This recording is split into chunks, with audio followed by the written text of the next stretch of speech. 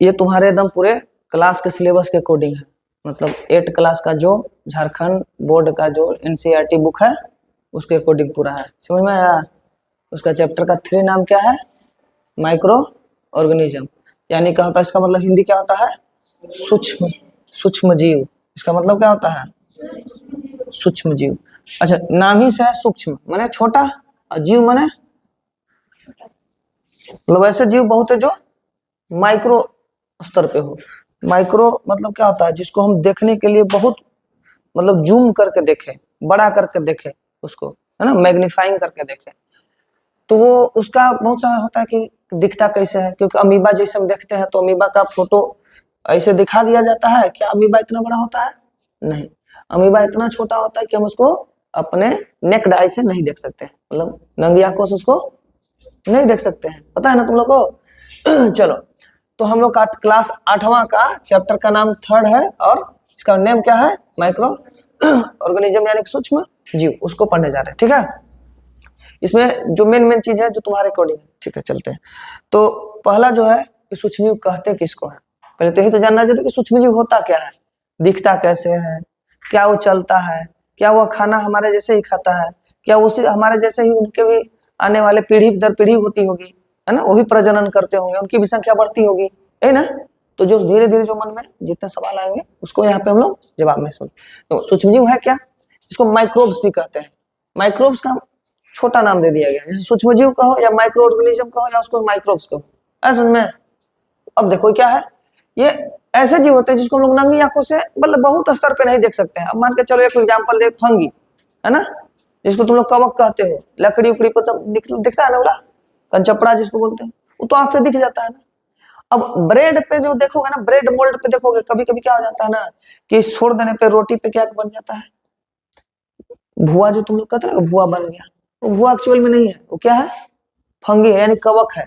और उसमें कवक जो रहते हैं ना ग्रुप में रहते हैं, अकेले वो सब कम रहते हैं, और हो सकते हैं ग्रुप में ज्यादा होते हैं। तो उसको देखने के लिए क्या चाहिए? माइक्रोस्कोप चाहिए, या उसको हम लोग मैग्नीफाइंग करके देखते हैं। लेकिन हम लोग पढ़ने के लिए उसको इतना मैग्नीफाई करके तुम्हारे सामने रखा जाएगा कि आसानी से वो दिख जाए। जैसे एक तुम्हारे सामने क्या रखा हुआ है? बैक्टीरिया का रखा हुआ है। एक तुम्हारे पास क्या रखा हुआ है? इसको फंजाई बोलते हैं, फंगी बोलते हैं, इसको कवक बोलते हैं, वो रखा हुआ है। एक एल्गी रखा हुआ है जिसको तुम लोग काई घरे बोलते हो, है ना।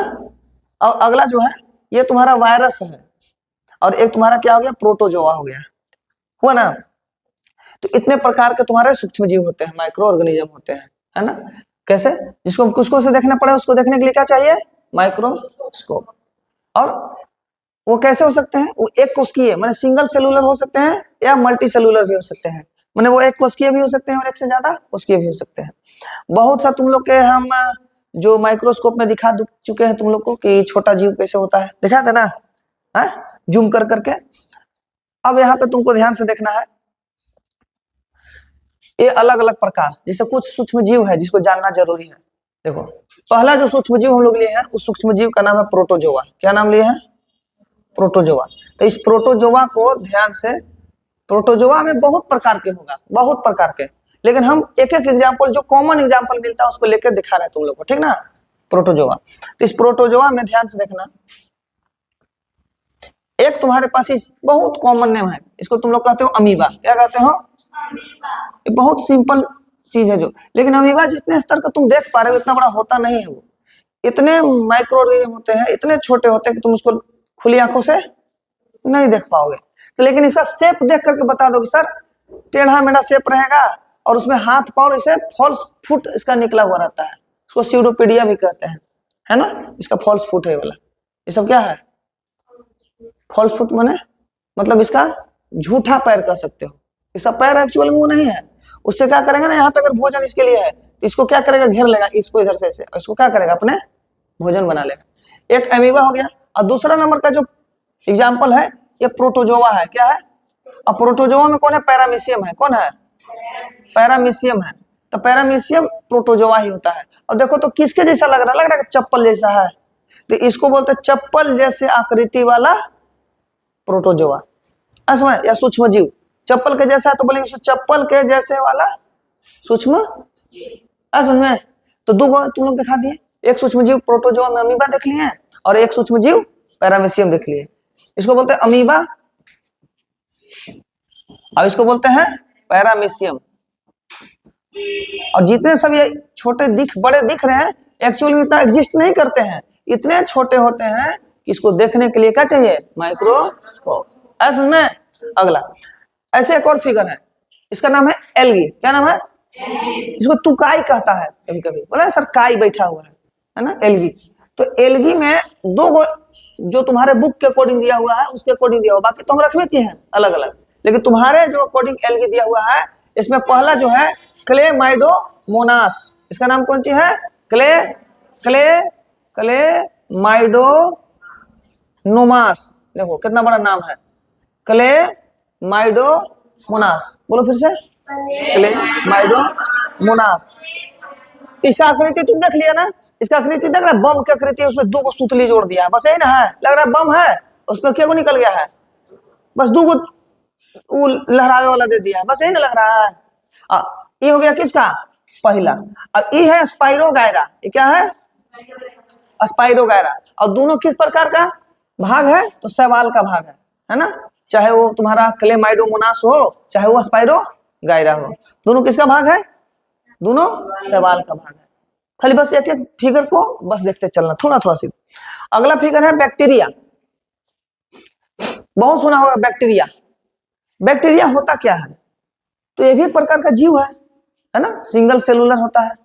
इसके अंदर का पूरा देखोगे तो डिटेल में अगर पढ़ना है उसमें, तो उसमें दिया रहता है ऐसे ऐसे करके तुम्हारा न्यूक्लियस रहेगा अंदर में, उसके अंदर भी हमारे जैसा जैसे सेल के अंदर में पाया जाता है ना पूरा, तो एक ही कोशिका के अंदर होगा, इसका अंतर्ग्रहण उसी के अंदर में होगा, पाचन उसी में होगा, उत्सर्जन भी उसी में होगा, और सेल का डिवीजन भी एक ही सेल के अंदर में होता है ना। तो यह बैक्टीरिया कहलाता है। तो बैक्टीरिया का तुम्हारे किताब के अकॉर्डिंग 2 बैक्टीरिया का एग्जांपल था, हमने भी 2 दे दिया। अभी बैक्टीरिया तो बहुत सा होगा, है ना। जैसे अब ये बैक्टीरिया किसका एग्जांपल हो गया? तो सर ये स्पाइरल बैक्टीरिया है, नाम ही से स्पाइरल है। स्पाइरल कॉपी देखा है कैसे रहता है ऐसे ऐसे, तो देखो स्पाइरल जैसा है, एकदम मुर्दार। तो बैक्टीरिया 2 प्रकार के, एक बैक्टीरिया कैसा? स्पाइरल, और एक बैक्टीरिया यहाँ पे कैसा? Rod bacteria. रॉड माने छड़ बैक्टीरिया, रॉड माने हिंदी में इसको छड़ बैक्टीरिया कह सकते हैं, और इसको नाम कौन सी? स्पाइरल। तो स्पाइरल माने क्या होता है? घुमा घुमा वाला, ऐसे ऐसे ऐसे ऐसे, तो घुमा घुमा है ना। तो किस प्रकार का, किसका एग्जांपल हो गया ये किसका एग्जांपल हो गया?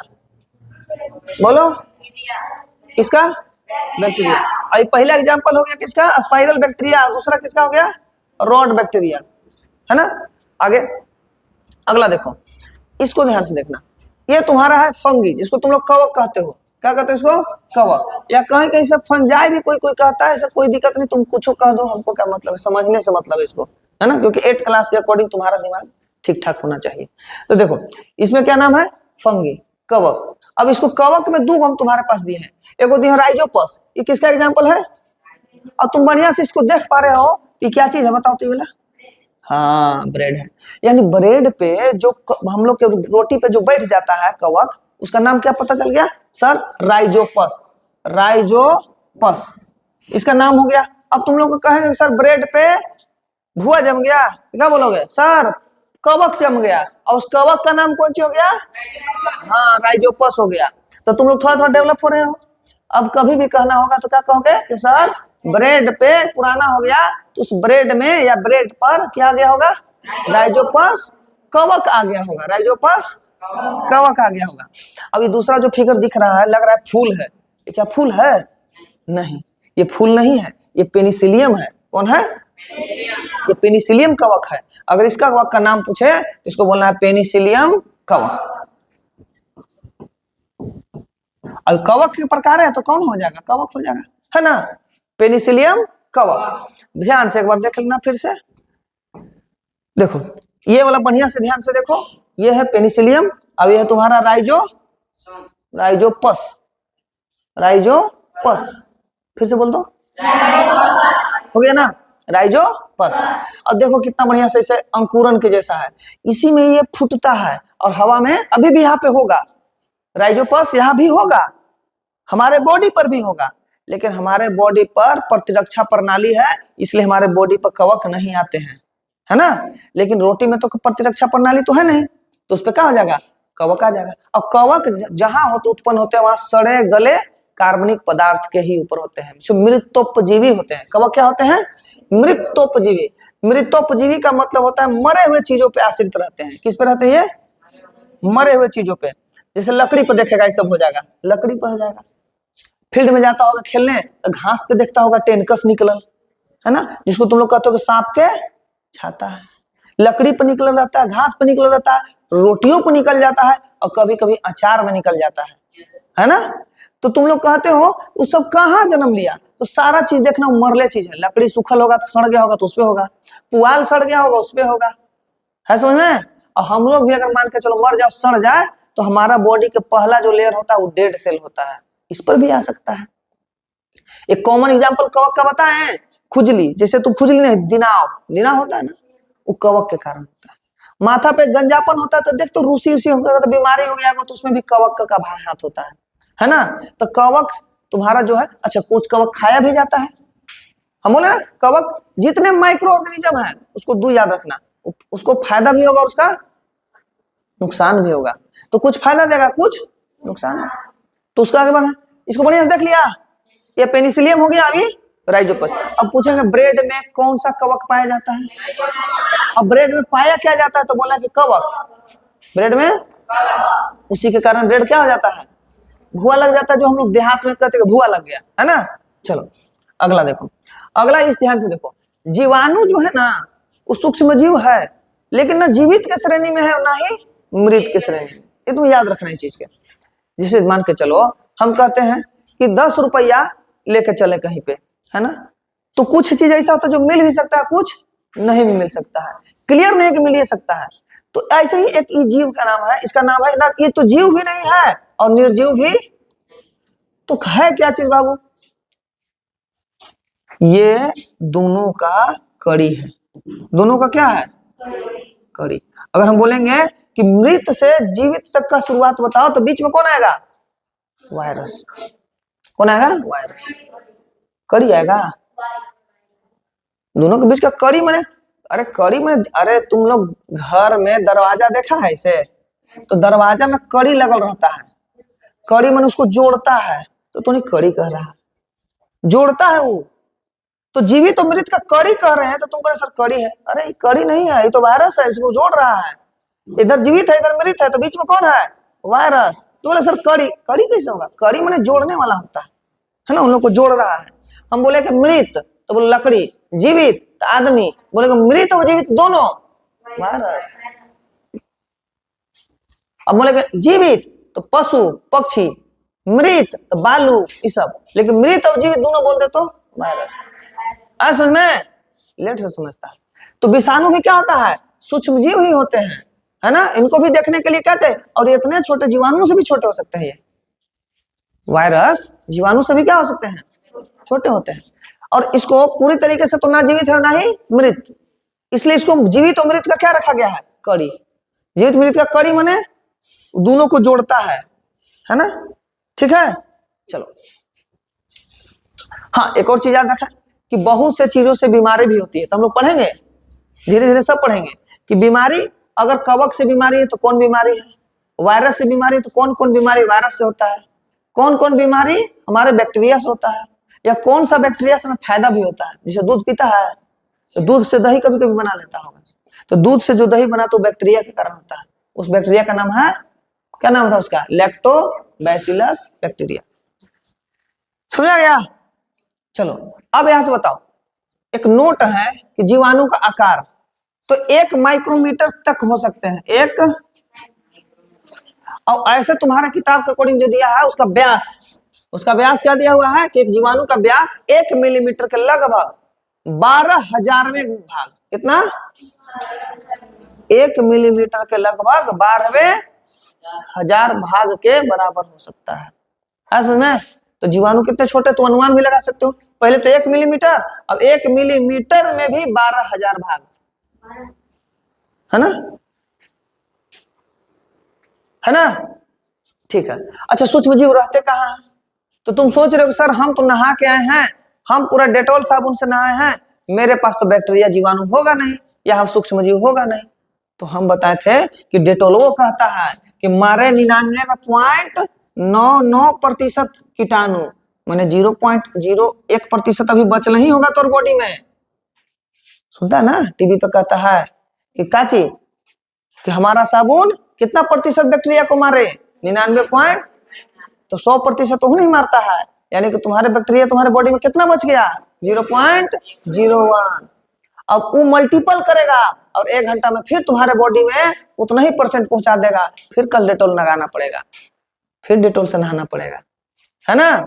चलो अब समझो बात को, अगर एक बैक्टीरिया अगर बच गया तो इतना जल्दी से मल्टीप्लाई करेगा, ऐसे सूक्ष्म जीव सारे, लेकिन बैक्टीरिया का एग्जांपल दे रहे हैं कि तुम्हारा 1 घंटा 2 घंटा होते होते होते तुम्हारे बॉडी में गर्मी में तुम देखता होगा नहाया और फिर 1 घंटा बाद सूंघ रहा तो महक रहे हैं, कारण भर गया तुरंत में पसीना से, बैक्टीरिया आ गया, समझ आया।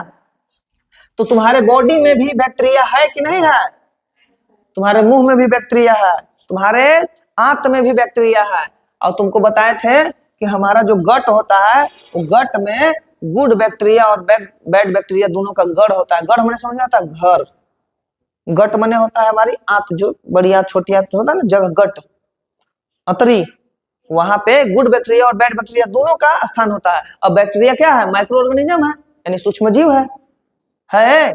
चलो, तो सूक्ष्म जीव रहते कहाँ हैं, तो सूक्ष्म जीव पानी में भी रह सकते हैं, हवा में भी रह सकते हैं, सतह पे भी रह सकते हैं, और जीवित जीवों के शरीर पे भी रह सकते हैं। तो लिखल है कि वायु में रह सकते हैं, पानी में रह सकते हैं, सभी सतह पर रह सकते हैं, और सभी जीवित वस्तुओं पर भी रह सकते हैं। और यह ठंडा से ठंडा जगह से लेकर के गर्मी से गर्मी जगह तक भी रह सकते हैं। कभी कभी तुम लोग सुनोगे कि अंटार्कटिका का बर्फ पिघल रहा है, वहां कोई एक जीव मरा हुआ था, उसमें वायरस पहले से प्रेजेंट था, अब वो पानी में आ गया, है ना।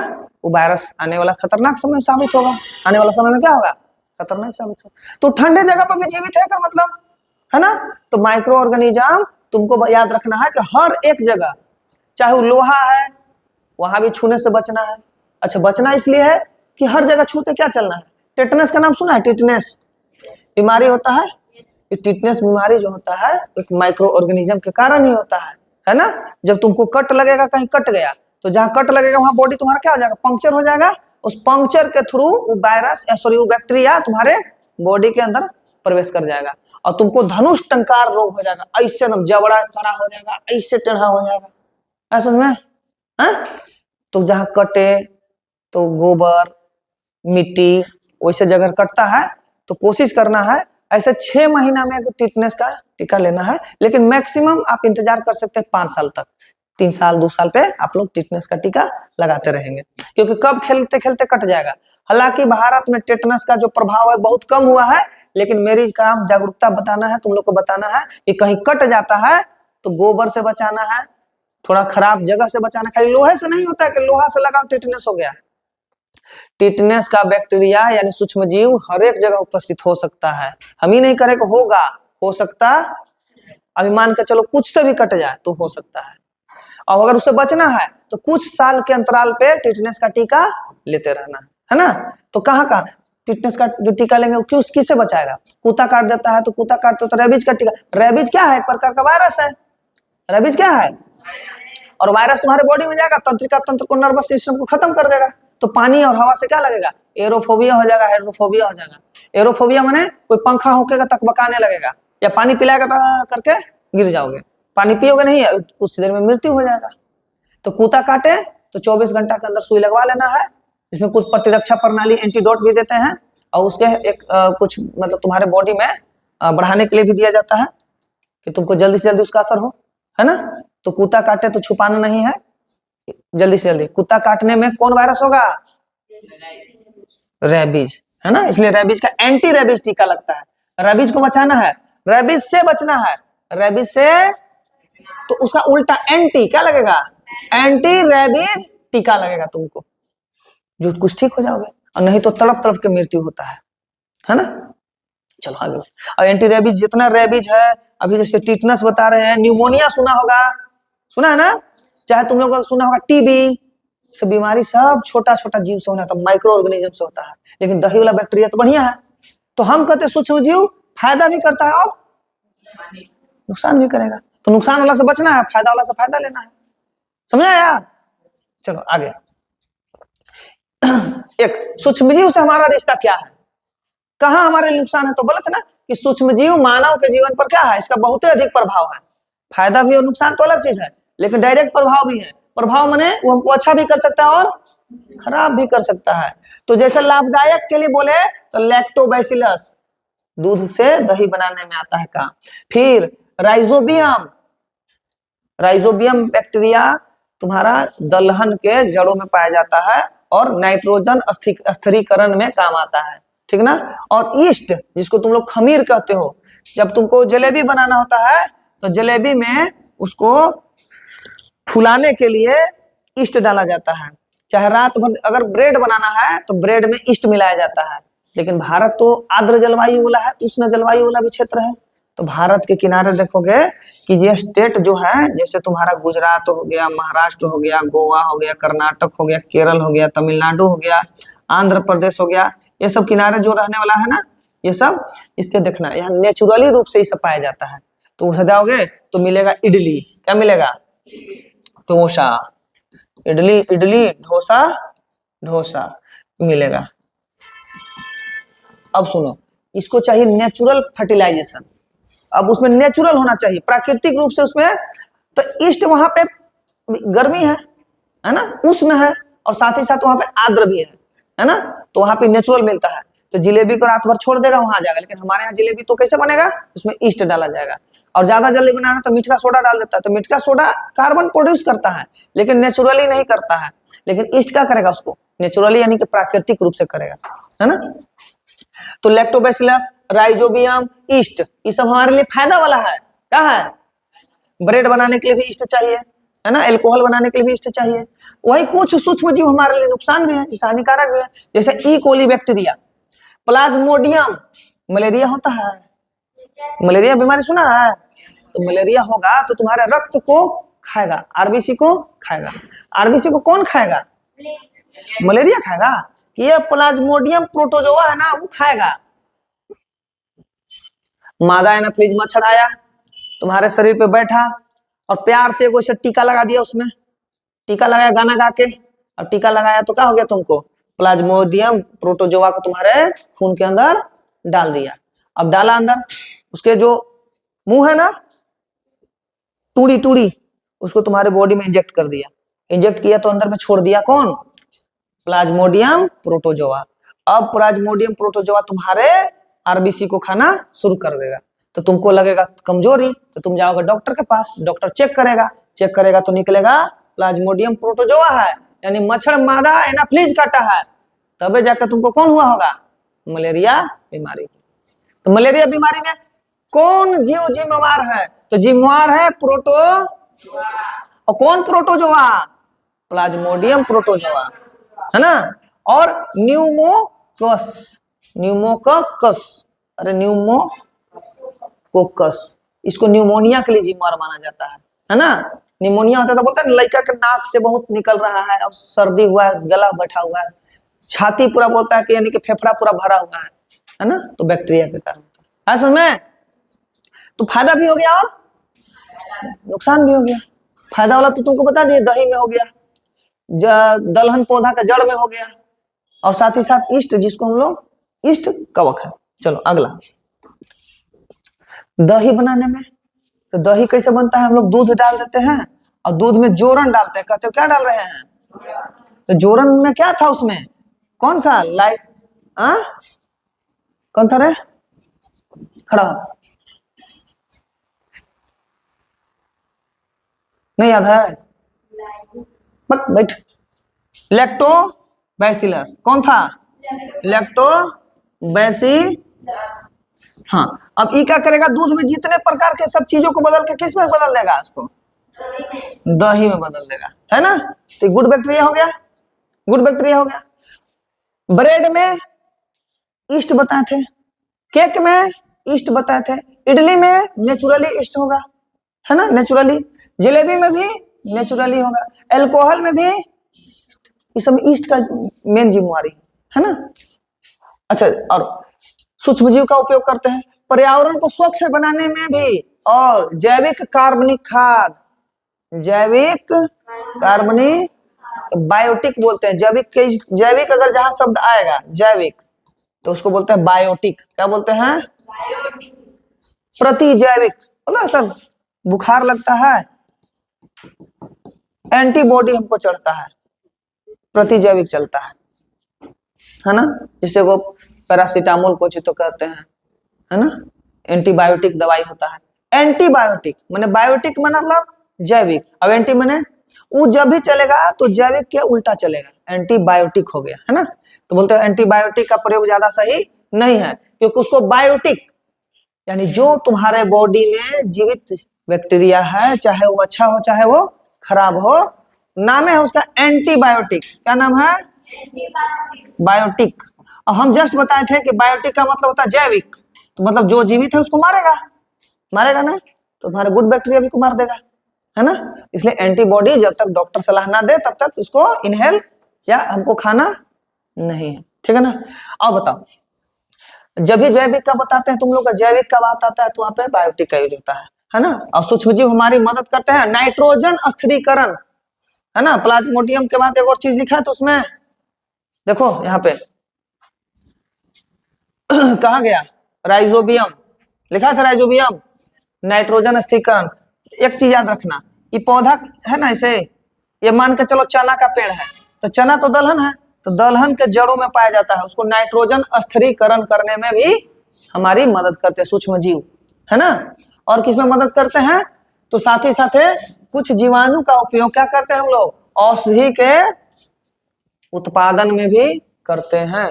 दारू सुना है? दारू, एल्कोहल बनाने में भी हम लोग सूक्ष्म जीव का प्रयोग करते हैं, सुने? हाँ, तो अब अगले क्लास में बता देंगे आगे, ठीक है। इतना क्लास काफी है, समय भी तुम लोग का हो गया, है ना।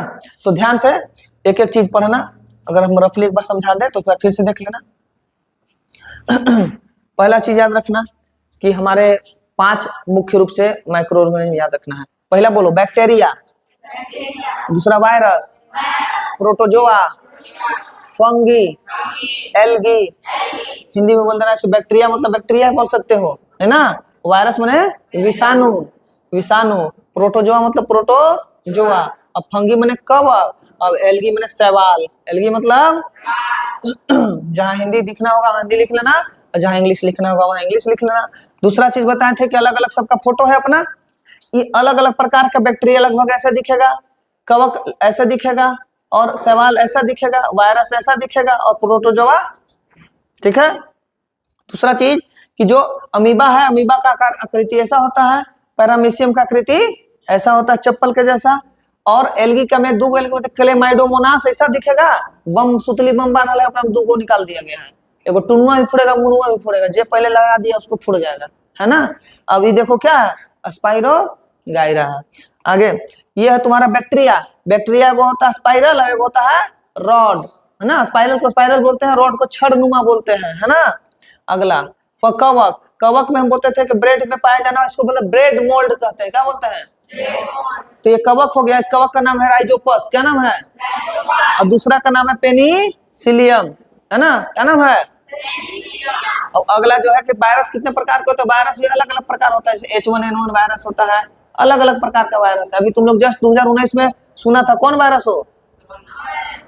कोरोना, ऐसे है ना, वो भी वायरस ही था, है ना। तो वायरस तो पता दिया कि ना तो ऐसे सूक्ष्मजीव होते हैं, ना ही तो जीवित होते हैं, ना ही मृत होते हैं। और आगे कि जस्ट जीवाणु छोटा इतने होते हैं कि उसको हम नंगी आंखों से नहीं देख सकते, उसको देखने के लिए क्या चाहिए? माइक्रोस्कोप चाहिए। और सूक्ष्मजीव रहते कहाँ है? पानी में, हवा में, सभी सतह पे, है ना। चाहे वो जीवित हो चाहे वो मृत हो, सबके सतह पे रहता है ना। और यह अत्यधिक ठंडी स्थानों से लेकर के गर्म स्थानों में भी जीवित रह सकते हैं। और सूक्ष्मजीव का मानव जीवन पे बहुत बड़ा प्रभाव है, वो हमारे बीमारी भी कर सकता है, और बीमारी से ठीक भी कर सकता है, बचा भी सकता है। और आगे जस्ट कि दही, ब्रेड, केक वगैरह बनाने में प्राकृतिक रूप से सूक्ष्मजीव का प्रयोग किया जाता है। तब तक के लिए अब हम लोग मिलते हैं अगला वीडियो में, तब तक के लिए धन्यवाद। और इसको जाकर के एक बार लिख लिया ना सब कुछ तुम लोग, चलो।